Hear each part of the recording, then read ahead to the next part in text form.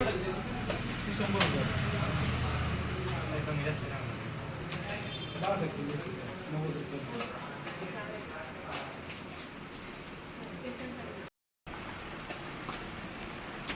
काय रेट आहे? 480 रुपये. 480 रुपये डझन. तिकीट पर्यंत आहे. ही 200 रुपये त्यांना. 30% पर्यंत जाते. 844 रुपयाला 10 विषय मी संच पूर्ण. आणि नवीन 729 रुपये. 100.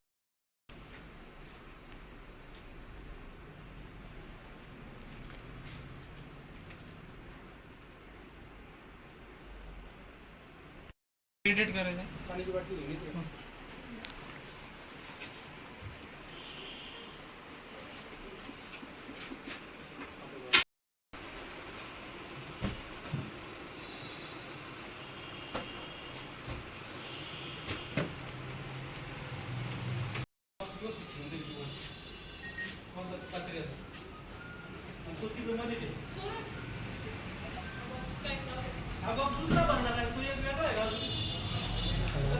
फ्री आहे पण फ्री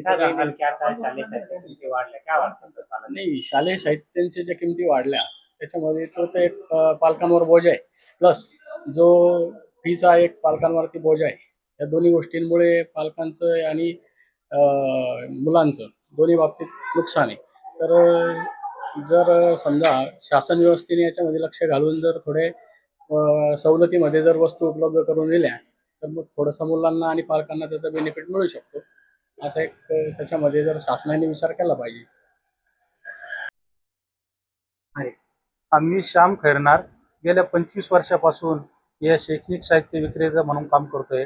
आणि ह्या 25 ते 30 वर्षामध्ये हे पहिलं वर्ष असं आलेलं आहे की एकदम झपाट्याने किमती वाढलेल्या आहे. साधारण आखाती युद्ध सुरू झाल्यापासून म्हणजे फेब्रुवारी मार्च महिन्यापासून साधारणतः 20 ते 25% प्रत्येक स्टेशनरीच्या आणि वह्या पुस्तकांच्या किमती वाढलेल्या आहेत, दप्तरांच्या किमती वाढलेल्या आहेत, पेनच्या किमती वाढलेल्या आहेत, प्लॅस्टिकच्या किमती वाढल्यामुळं बऱ्याच मालाचं शॉर्टेज आहे, माल मिळत नाही. आणि जो माल मिळतो तो आम्हाला चढ्या भावाने घ्यावा लागतोय. आणि घेतला तर पुढे समोर पण आम्हाला तेवढे पैसे किंमत वाढवावं लागते. परंतु जे पालक येतात ते प्रत्येक पालकांचं म्हणणं असं पडतं की आम्हाला शाळेची फीस वाढलेली, यावर्षी स्कूल बसचे वाढलेले, परत शाळेचे वाढले, पाठ्यपुस्तकाच्या सगळ्याच किमती वाढल्या, आम्ही काय करायचं. परंतु त्या गोष्टीला दुकानदारही काहीच करू शकत नाही. किमती तर वाढल्या आहे, पेट्रोल डिझेलच्या किमती वाढल्या आहे, त्याला आमचाही नाविलाज आहे. परंतु आता गिराईक थोड्या थोड्या प्रमाणात असे सुरू झालेले आहे. आता 15 तारखेपासून चांगली गर्दी सुरू होईल. आणि तरी शासनाने तरी आमच्या धंद्यावर सुद्धा बऱ्यापैकी परिणाम झालेला आहे. काही ठिकाणी काही शाळांनी काय केलंय की शाळाच डायरेक्ट कंपन्याकडनं माल घेतात. आणि ह्या दिल्ली ककारच्या कंपन्या असतील, मोठ्या मोठ्या काही प्रकाशन असतील, हे शाळेला जे माल देतात तर तो माल त्यांनी शाळेला डायरेक्ट न देता तो विक्रेत्यांकडनं प्रत्येक दुकानातून घ्यायला त्यांनी भाग पाडलं पाहिजे. याच्यावर तहसीलदाराने आणि शासनाने लक्ष घातलं पाहिजे. आणि जेणेकरून की जे सामान्य दुकानदार आहेत तर त्यांचाही पोट पाण्याचा प्रश्न आहे, त्यांचाही प्रश्न मिटला पाहिजे. आणि 2 पैसे धंदा मिळाला तर चालणार आहे. कारण प्रत्येक ह्याच्यात महागाई झाली. आम्हालाही जेव्हा पोरांचे शिक्षण करायचे तर आम्हालाही तो खर्च आहे, तर आमच्या पाठीमागे संसार आहे. या सगळ्या गोष्टीचा विचार करून शासनाने याच्याकडे लक्ष दिलं पाहिजे.